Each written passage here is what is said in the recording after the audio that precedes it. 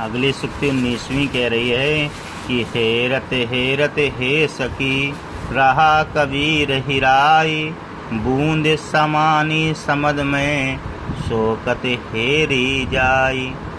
हेरत हेरत हे सखी अर्थात कहने का मतलब है, हेरने का मतलब होता है देखना किसी चीज़ को, तो निहारना, ढूंढना। कि हेरत हेरत हे सखी कि मैं ढूंढते ढूंढते मैं ढूंढ रहा था, सखी सहेली सुनो, मैं ढूंढ रहा था। रहा कबीर हिराई, और कबीर दादी कह रहे हैं ढूंढते ढूंढते स्वयं ही खो गया, स्वयं ही खो गया। किस प्रकार से?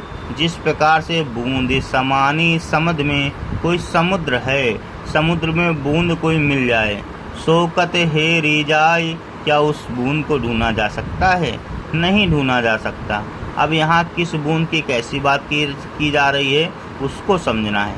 यहाँ कहने का भावार्थ कबीर का ये है, कबीर दादी ये कह रहे हैं कि हे सखी या हे संतों या हे भक्तों या हे मृत्युलोक में रहने वाले व्यक्ति, जरा समझो बात को कि जो मैं हूँ, मैं परम तत्व को, परम तत्व यानी मैं ईश्वर के तत्व को ढूंढते ढूंढते स्वयं ब्रह्ममय हो गया।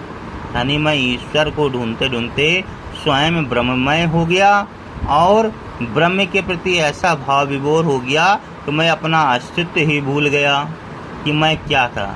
मेरी दशा ठीक वैसी हो गई जैसे जल की बूंद जो समुद्र से अलग हो गई थी, फिर समुद्र में मिल गई हो। अर्थात जिस प्रकार से समुद्र में मिले जल की बूंद को पृथक नहीं किया जा सकता, उसी प्रकार से ब्रह्मलीन मेरी आत्मा को या ब्रह्म में लीन होने वाली किसी भी आत्मा को अलग नहीं किया जा सकता है। ये यहाँ पर कबीर दादी समझा रहे हैं। फिर से समझिए, कबीर का कहने का मतलब सिर्फ इतना है कि जो जीवात्मा है वो परमात्मा से मिली हुई है। सांसारिक मृत्युलोक में आने से वो अभी परमात्मा से अलग हो गई है, लेकिन जब वो परमात्मा को ढूंढते ढूंढते स्वयं परमात्मा में ही फिर से लीन हो जाएगा तो वह इस संसार को भूल जाएगा। ठीक उसी प्रकार से वो विलीन हो जाएगा जिस प्रकार से समुद्र से कोई बूंद अलग हुई हो और फिर पुनः समुद्र में मिल गई हो, तो उस समुद्र में मिली हुई बूंद को ढूंढा नहीं जा सकता है।